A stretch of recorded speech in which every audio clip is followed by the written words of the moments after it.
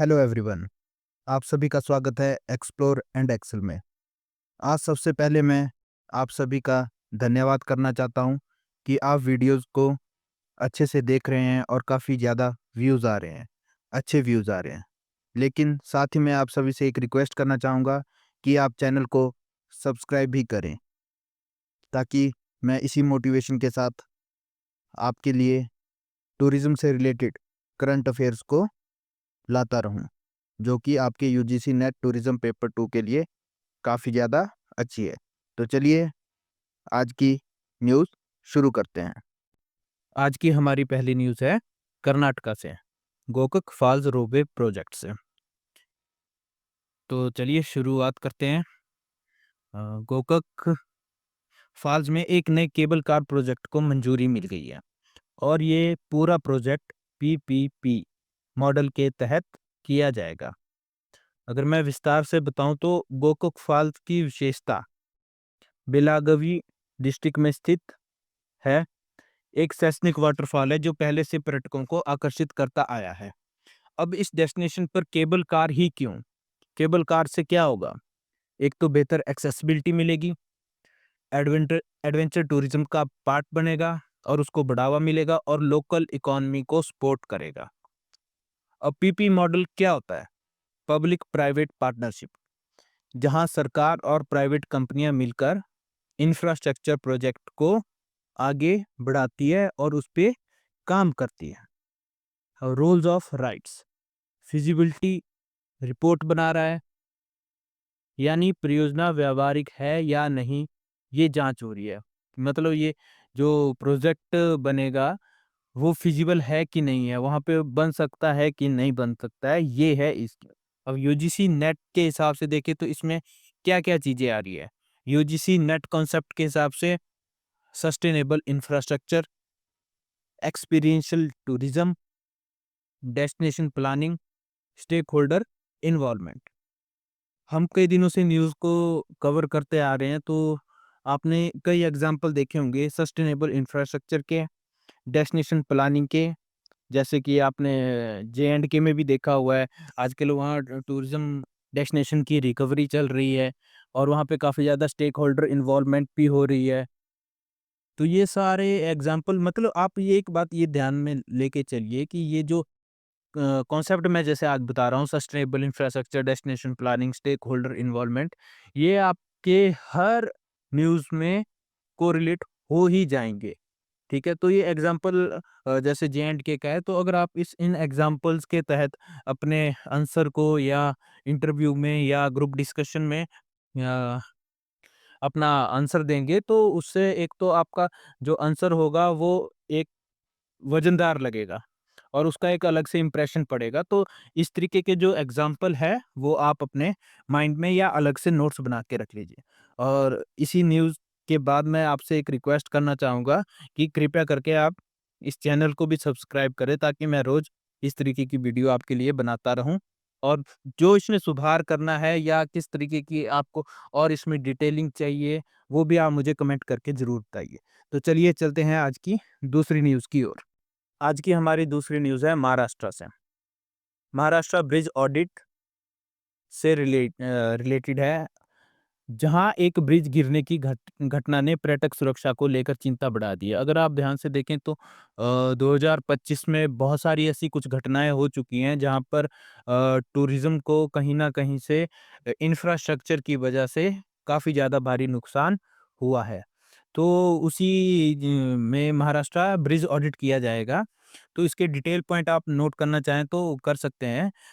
PPT में वैसे mention किए हुए हैं। इंद्रायणी रिवर इंसिडेंट हुआ क्या? सुरक्षा के अभाव से 2 मौतें हो गई और 38 पर्यटकों को बचाया गया है। इसी के बाद महाबलेश्वर टूरिज्म डेवलपमेंट ने वहाँ पे इमीडिएट ऑडिट किया है। इमीडिएट ऑडिट करने के लिए कह दिया गया है, ऑर्डर पास कर दिए गए हैं। सभी नदियों पर जो पुल बनाए गए हैं उनकी स्ट्रक्चर सेफ्टी जांच के आदेश दे दिए गए हैं। Mahabaleshwar hill station region rupees 1100 crore की से ज्यादा की योजना है, जिसमें होम स्टेज, एग्रो टूरिज्म और न्यू वाटर टूरिज्म सेंटर शामिल है। तो ये एक बहुत ही बड़ा महाबलेश्वर हिल स्टेशन एक बहुत ही बड़ा टूरिज्म डेस्टिनेशन है। आप अपने नॉलेज में रख सकते हैं कि किस तरीके से ऑडिट रिपोर्ट किया जाना ज़रूरी है ताकि पर्यटकों की सेफ्टी बनी रहे, ठीक है? और अगर यूजीसी नेट के हिसाब से हम इसमें कॉन्सेप्ट देखें तो कौन-कौन से क्लियर हो रहे हैं? क्राइसिस मैनेजमेंट इन टूरिज्म। अभी 2 दिन पहले भी हमने क्राइसिस मैनेजमेंट इन टूरिज्म पे डिस्कस किया था, तो आप एक बार ज़रूर कमेंट में बताएँ कि कौन-सी न्यूज़ क्राइसिस मैनेजमेंट इन टूरिज्म से रिलेटेड हमने डिस्कस की थी, ठीक है? इंफ्रास्ट्रक्चर ऑडिट क्यों ज़रूरी होते हैं? ये भी इस न्यूज़ में हमने कवर कर लिया है। Regional tourism development, role of state government in hill tourism, ठीक है? तो अब अगर देखें तो ये आप अब समझ ही गए होंगे कि स्ट्रक्चरल सेफ्टी कितनी ज़रूरी है। अब आप चाहे अब मेनली न्यूज़ में आजकल कौन से डेस्टिनेशन चले हुए हैं। आप उत्तराखंड को ले लीजिए, जे-एंड-के को ले लीजिए और अब ये पुणे का। यहाँ पर मैक्सिमम जो घटनाएँ सामने आ रही है, वो यही आ रही है कि स्ट्रक्चरल सेफ्टी के कारण।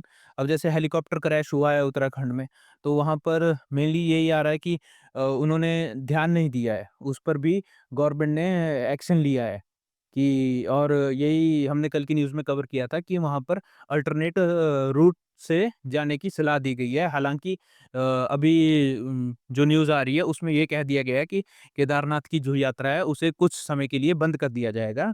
वो शायद हम कल की न्यूज़ में कवर करेंगे, तो ये रहेगा और ये इसीलिए ज़रूरी होती है, हर साल आपका जैसे सीज़न आना होता है, हमने एक वीडियो में सीज़न ऑफ सीज़न क्या होता है, वो भी डिस्कस किया था। तो उससे पहले हम ये करेंगे कि हर टूरिस्ट डेस्टिनेशन पे जो हमारे मेन पॉइंट्स हैं, जहाँ टूरिज़्म अच्छा चल रहा है या डेस्टिनेशन है, वहाँ का एक ना एक बार हमारा इंफ्रास्ट्रक्चर का ऑडिट होना ज़रूरी है, ताकि कल को ऐसी घटनाएँ बहुत कम हो सकें। तो कल को आप अगर किसी डेस्टिनेशन की प्लानिंग करते हैं, तो अपने उसमें आप नोट कर सकते हैं कि वहाँ का इंफ्रास्ट्रक्चर ऑडिट करवाना ज़रूरी है और क्यों ज़रूरी है? टूरिज़्म की बढ़ावा देने के लिए और जो टूरिस्ट आते हैं, उनकी सुरक्षा के लिए, ठीक है? तो चलिए हम चलते हैं आज की तीसरी न्यूज़ की ओर। हमारी आज की तीसरी न्यूज़ है मेघालय हिल टूरिज़्म बूम से रिलेटेड, ठीक है? ये उत्तर-पूर्व भारत की है। जहाँ मेघालय ने एक बार फिर टूरिज्म ग्रोथ में नया रिकॉर्ड बनाया है। डिटेल पॉइंट्स इसके क्या रहेंगे, ये आप ज़रूर नोट कर लीजिए। टूरिस्ट ग्रोथ 2022 में कितनी थी? 10 लाख से ज़्यादा, 2024 में 16 लाख और वहाँ पे काफ़ी ज़्यादा चैलेंजेस भी रहे हैं। आपको न्यूज़ में काफ़ी ज़्यादा आपने देखा ही होगा कि मेघालय में काफ़ी ज़्यादा क्राइसिस चले रहते हैं, तो उसकी वजह से भी ये एक इम्पोर्टेंट न्यूज़ है। अब आपको ये सर्च करना है कि मेघालय हिल टूरिज़्म इतने क्राइसिस के बाद भी कैसे बूम हो गया है, ठीक है? ये आप एक बार ज़रूर देखें। ये एक पब्लिक फिगर केस के बावजूद टूरिस्ट इनफ्लो में गिरावट नहीं। Sky scanner global recognition Meghalaya को 2025 से सबसे ट्रेंडिंग हिल डेस्टिनेशन में गिना गया है। ये एक बहुत ही बढ़िया न्यूज़ है। यूजीसी के हिसाब से हम इसमें क्या-क्या चेंज नोट करना चाहेंगे? Destination image and branding. अब जैसे मैंने बताया कि वहाँ पे क्राइसिस चले रहते हैं, तो उसकी एक इमेज बन जाती है।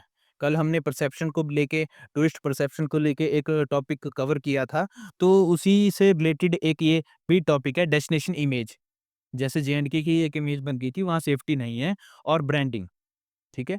और इसको किस तरीके से इन्होंने ब्रांड किया। आप आसाम का एग्ज़ाम्पल ले लो, उन्होंने वहाँ पे इतना टूरिज़्म नहीं था, उन्होंने अपने आप को कैसे बिल्ड किया। हम इन सभी जो हमारी स्टेट्स हैं, इन पर एक केस स्टडी पे मैं एक वीडियो ज़रूर बनाऊँगा कि कैसे वहाँ का पहले टूरिज़्म था, फिर कैसे उन्होंने उसमें बूम किया। तो वो हम आगे ज़रूर कवर करेंगे। अगला हमारा कॉन्सेप्ट इसमें से क्या कवर हो सकता है? टूरिस्ट रेज़िलेंस।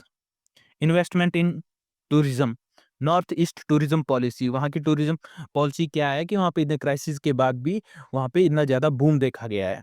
ठीक है, ये थी हमारी थर्ड न्यूज़। मैं एक बार फिर से आपसे रिक्वेस्ट करना चाहूँगा कि चैनल को ज़रूर सब्सक्राइब करें ताकि मैं हर रोज़ ऐसी टूरिज्म की न्यूज़ आपके सामने लाता रहूँ जो कि आपके यूजीसी नेट पेपर 2 के लिए काफ़ी ज़्यादा फ़ायदेमंद है। ठीक है, तो चलते हैं हम अगली न्यूज़ की ओर। अगली हमारी न्यूज़ रिलेटेड है कान्हा इको टूरिज्म वर्कशॉप, जो कि मध्य प्रदेश से है। जहाँ कान्हा टाइगर रिज़र्व के पास एक अहम इको टूरिज्म वर्कशॉप हुई है मध्य प्रदेश में। पॉइंट वाइज अगर देखें तो ऑब्जेक्टिव इसका था वाइल्ड लाइफ से हटकर ईयर राउंड सस्टेनेबल टूरिज्म का विकास, इको सेंसिटिव प्लानिंग, पर्यावरण संतुलन के साथ टूरिज्म करना इनका मेन मोटिव रहा है। एडवेंचर टूरिज्म, नए एज टूरिस्ट को अट्रैक्ट करने का तरीका।